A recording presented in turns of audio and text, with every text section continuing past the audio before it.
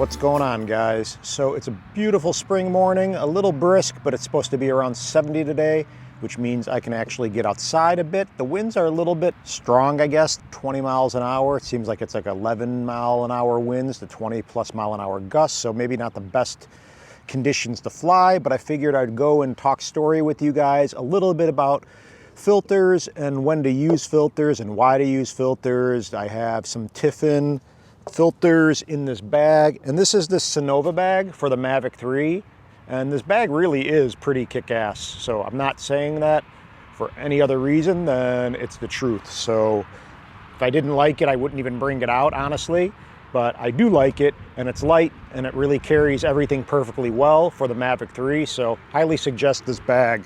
But if we go ahead and open this guy up, we have everything we need, which is great. So I got Tiffen filters for this guy. So this is a 6 set. It essentially has an ND4 polarizer, an ND8 polarizer, an ND16 polarizer, and then a straight ND4 816. So basically enough to do whatever you want for most case scenarios. Yeah, maybe you would want an ND32 or 64 for certain situations, but this is what it is, and this is what they offer, and they are very good, especially the polarizer, if you know when and why to use them. So we'll talk a little bit about that right now. So again, Tiffen filters for Mavic 3, and my little secret weapon, a set of rubber gloves. So when you're putting on filters and taking filters off, not only will the rubber gloves prevent you from smearing and getting smudge and grossness on your filter and just having to clean it and possibly risk scratching with dust and stuff. Dust is not really fun as a photographer, but it will also help give you a little bit better grip on the actual gimbal and camera to twist off. This is a pretty easy drone to put the filters on and off, but like if you have lotion on, right now my tattoo's healing, for example, so I had this goopy kind of stuff a little bit on it. So if I just want to prevent any kind of nonsense from getting onto my glass, rubber gloves really do the trick, and it's a pretty simple thing to keep in your bag. So we'll go ahead and take this little cover off the Mavic 3. I have a polarizer right now on this drone. Come on, little guy. There we go. Put this guy in the bag. So you see, we got a Tiffen. Right now this is, I believe, the 8. Yeah, I believe it is the 8. It doesn't say. Where does it say? Well, regardless, it's a Tiffen polarizer. You can see it actually does twist, so the filter, this little circular part, will physically rotate 360 degrees, either direction, counterclockwise or clockwise. I'm gonna put these gloves on just for the sake of my tattoo, which hurts, still very sore. So there we go, glove on, another glove on. So now, yeah, maybe OCD-ish, which I am to a certain point, but it also is very practical because, as I said, a lot of these filters are very small in size, just like the mini filters and the Mini 2. So the rubber gloves really do give you just a little extra edge when putting on the filters and taking them off. So you see here, we have ND4, ND8, ND16. We have the 4, 8, and 16 of the polarizer. So the 8 is what's on here now. So I'm gonna go ahead and take this guy off, and usually all you need to do is grab the gimbal, and this is gonna rotate towards you just very slightly. So basically it's coming at you counterclockwise, and then it just lifts up. So now we can put that over here, and let's start from the beginning. We'll put the regular DJI Hasselblad kind of BS, even though whatever, Hasselblad. It's a very small little Hasselblad. So we're gonna just keep it angled slightly. Boom. And you'll get used to it, so I would practice taking on and off your filters a few times, and then literally just rotate this guy clockwise. And it's a little secret handshake sometimes. You gotta like push in a little or pull out.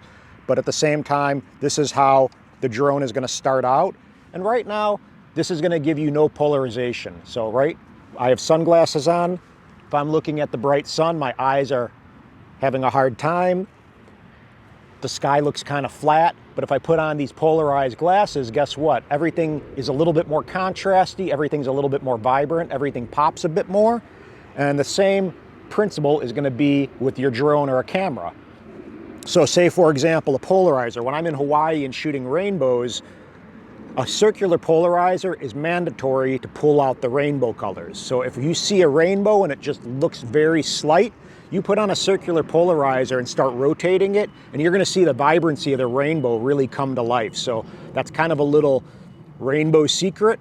Circular polarizer on your lens is a mandatory thing if you're shooting rainbows seriously, because otherwise you're just not going to get a good shot and it's going to look like doo-doo. So now right now we have 6 filters, right? We have 3 polarizers and 3 ND filters.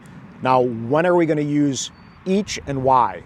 So, for example, if I'm not wanting to mess around with dialing in a polarizer and I just want to get my shutter speed down, I'm just going to go ahead and put an ND something on, depending on how bright it is. Right now we got a pretty bright sunny day, so I would opt for probably something like the ND16 to start out with, maybe even the ND8. If I'm not super concerned about shooting video, for example, and I'm just shooting stills and I may want to just get a little bit more contrast or a little bit more pop in my images, then I can keep my shutter speed a little bit higher with the ND8 and not have to be so concerned with maybe blur or something from a slower shutter speed if I'm shooting still pictures. But if you're shooting video, you want to keep your shutter speed around a 50th of a second, 60th of a second, depending on what frame rate you're shooting. And that's when I'd probably opt for the bigger number, meaning the ND16. So right now, big, bright, sunny sky. If I was probably going to shoot, let's go ahead and put on the ND16 and we'll see what we get. So I'm going to grab this little gimbal and be very careful. I sometimes feel I get a little better if I just kind of get it closer towards me or put it between my legs. And I'm going to hold the camera and the gimbal delicately and carefully and rotate slightly towards me. You're going to hear a little click and then just pull it away and set that guy down. I'm going to go ahead and put this polarizer back in since I'm not going to utilize it right now. And I'll take the ND16 and then we'll put this guy on, and let me see. I gotta see because it's a little different. The triangle part, I think that goes like this. So the ND16 will read on the top. So you're just gonna kind of put it center and then twist a teeny bit and you'll see it click into place. There we go. You'll hear it click, all 4 pins, and then you just rotate and twist away from you this time, meaning clockwise, and voila. And then you'll see that it's seated properly. So now we have an ND16 on, and we can get the drone in the air and see a little bit about what shutter speed we're at on a bright sunny day. So blue sky, full sun essentially, and we'll get this guy going. We have the regular controller, not the RC Pro. We can go ahead and take this guy, open it up. And one of the things you're going to be using the polarizer for, if I'm by a body of water or even the sky, if I want to dial that sky in with the clouds and make it look a little bit better, then I'm going to maybe mess around with a circular polarizer. Or if I'm by the ocean or by a body of water, or maybe I want to cut glare off a building, for example, or just get something to pop, like a reflection on the surface of the water. Again, you're going to have more control and more flexibility playing around with something that rotates, where you can change the actual filter and how much it's going to be applying to where. So just know that usually, oh, it's windy. So you see those gusts, that's something you got to pay attention to. You may not hear that because of the noise canceling mic, but I can feel it, and my cup almost blew over. But if you're by a body of water like the ocean, polarizer is going to be definitely something you're going to be wanting to pay attention to, or if you have glare that's kind of in the way, again, polarizer for the win usually. So let's go ahead and fly this thing. Just briefly, this isn't really going to be a total video on showing before and after. I just want to talk first about why and when you'd use ND filters and polarizers. So here we go, get this guy powered on and up. It's kind of a hazy day out, so there's not a ton of color in the sky or clouds, but we'll go ahead and see what we can come up with. I'm gonna go ahead and raise my brightness, lower my volume a little bit. We're gonna get into the Sky app and then I'll start my screen recording. A lot of times my screen recording cuts out on me for some reason.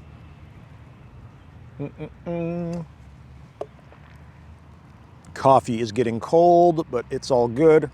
See what we sacrifice for these videos? Cold coffee. But we don't even have to take off to see basically where our shutter speed is gonna be and our exposure is gonna be with the filter on. So say I'm pointing the drone this way. That looks pretty exposed for the most part.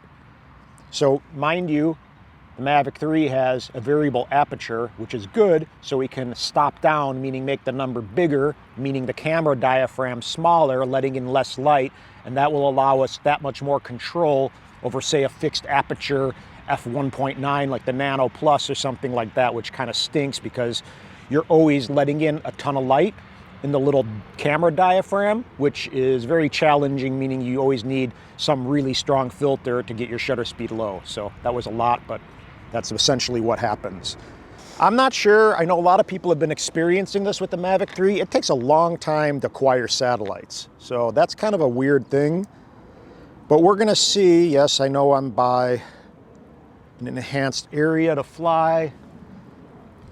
But right now, if I'm shooting video, for example, and I want 1/50th of a shutter speed, let's go to video.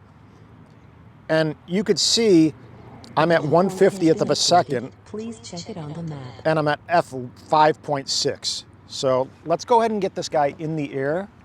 Here. We're gonna start this little bad boy. Take off. Take off. And we're not gonna go up into a tree.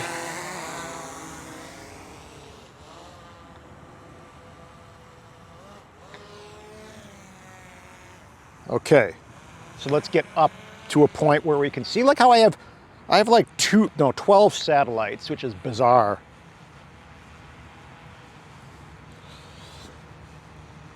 So we can see here graphically in the upper left-hand corner, that histogram, we're kind of underexposed. So we want everything to be a little bit more towards the middle. So right now I'm at ISO 100, which is ideal. I'm at 1/50th of a second shutter speed, which is ideal. And now I just have to let in a little bit more light with my aperture. So I can go maybe to f4. And that's essentially where I want to be for my exposure. So an ND16 is pretty much perfect for a day like this. So let's go ahead and cruise a little bit and just see. So see this scene over here, we're not gonna go fly far. I think personally it looks almost a little overexposed, even though it probably isn't based on the histogram, but it says it is. It says it's 1/3 of a stop overexposed by this +3 over here. So I'm gonna go to maybe f5 because I feel that's just the better way to keep everything looking a little bit richer. And then maybe I can kind of cruise, put it in cine mode. And the Mavic 3 does fly really well, but it's definitely an interesting little drone that I can't figure out if I love or not, or like or not. I shouldn't say love because I definitely don't love it. Sorry guys, but it's the reality. So let's go ahead to still picture mode. So see, we're at 1/50th of a second, right? And that's not really ideal if we're taking still pictures with a moving drone in the air. We would ideally want to be at maybe 1/25th of a second or even a little bit faster.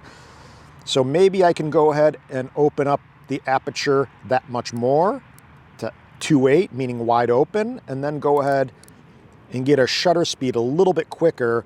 And that's probably how I would go about shooting stills with the ND16 on. So that's one of the ways to take advantage of the variable aperture on a drone like the Mavic 3. And these Tiffen filters are really nice quality, just so you guys are aware. You know, it's really whatever works and whatever you have in front of you. I appreciate everyone. And let me see. So let's go over here a little bit. I'm not gonna cross the road. Why don't we use the zoom? So I'm gonna go over here, hit the little binoculars.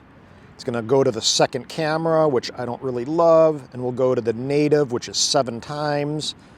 And I was looking at this yesterday, these files, I mean, and it's just kind of crappy. I mean, they're JPEGs first off.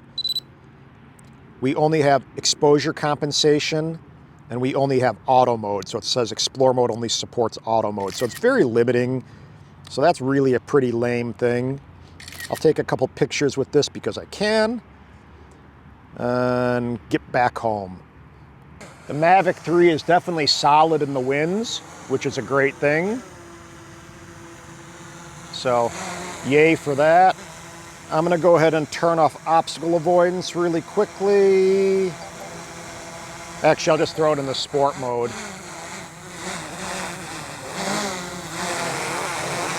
And we'll get this guy back down.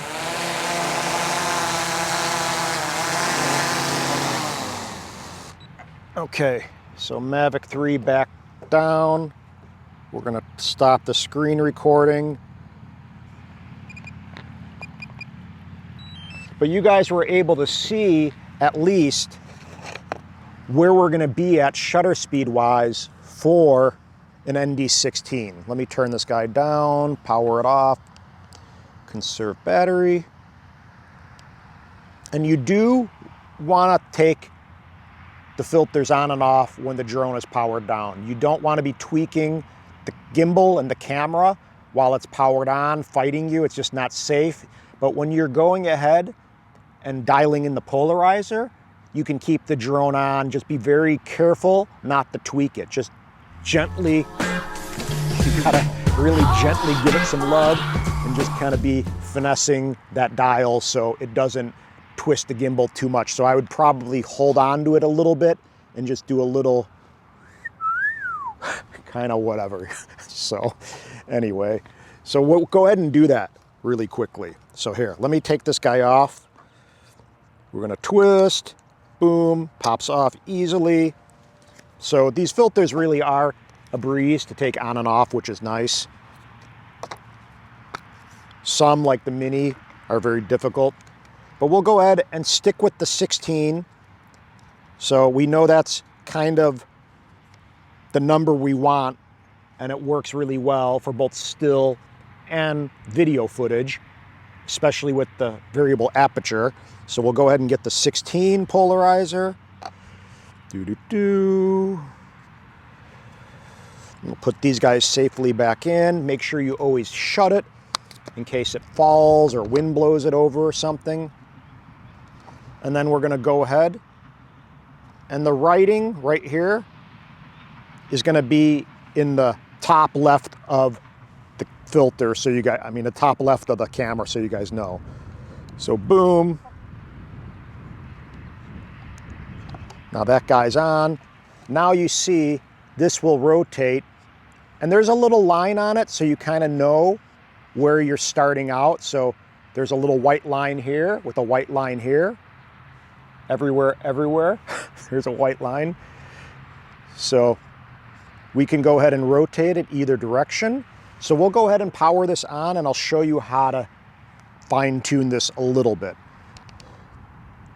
So that's the thing, we need to have the drone powered on, because if not, we're not gonna get a live feed and we're not gonna be able to see on our display what we're doing, right? So power on the remote again, and I can go ahead. I'll just shoot this way. Ideally, I'd be pointing it the other direction, but then you won't be able to see what I'm doing. So you can see my car over there. So first you can kind of see how I'm gonna mess with the filter. I'm gonna go ahead and look at my display on the Fly app, right? And I'm gonna see what the sky is doing. Whoop. Things are blowing away.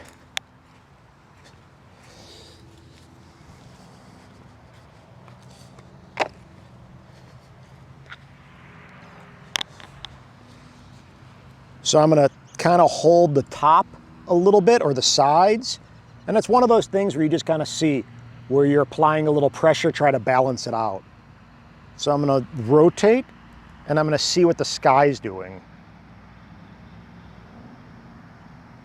But you see what I'm doing my best not to twist or torque the gimbal and camera more than I need to. So let me go ahead and go towards, say, the blue sky, like this, and I'm gonna do the same thing. Okay, so let's just see what happens when I rotate, and we're gonna look at the sky. So here I go. I'm rotating towards me, and you can see the sky changing its intensity. And this is something that you're gonna just wanna play with visually, and maybe try both ways. Maybe try one where it looks kind of darker blue and see if that looks better. And then try one when it's not so harsh and extreme.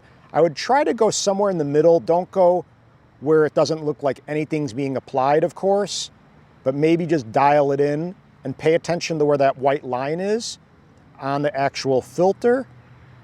That looks like it's pretty full intensity and looks a little too dark to me. Maybe somewhere like that, for example. And that's gonna look, you know, it doesn't look bad really the way it is right now. Anything's gonna be helping out, but just know this is what you're gonna be doing when you're dialing in the filter, just being very gentle with the circular polarizer part and making sure not to put too much stress on the gimbal, and just do little small movements, fly, maybe take a shot, and then come back in and make a tweak if you need to. So hopefully that gives you a little visual of the circular polarizer part. But with that being said, it's really just an introduction to why you'd want to use these guys. They're definitely necessary in your bag if you're doing anything professionally, because it's going to help with your vibrancy of your footage and your images. You're going to get your shutter speed to where you need it to be to have more pleasing, natural blur and movement kind of stuff with your filming, and give you more of a cinematic type look, which is what obviously everyone's trying to kind of achieve with their drones, and really just something that is essential in your tool bag with your drone. So with that being said, Tiffen filters, check them out. I'll put a link in the description below. They come in the 6 filter set. I believe it's around $149. Don't quote me. I got to see what B&H and stuff has them at. But I believe on Tiffen's website, they're $149, and they're very high quality. Tiffen's been in business making filters and optics for a long time, longer than most. So they're proven in regards to the photographic quality of their optics. And that's it. So you know how to take them on, you know how to take them off. If I was in front of a body of water, that would probably help. So maybe that will be a part 2 of this tutorial, literally just showing you circular polarizers with bodies of water, and maybe that's the next video. So anyway, guys, aloha, subscribe, hit the thumbs up button. It really does help, and I appreciate you. And be kind, it's free.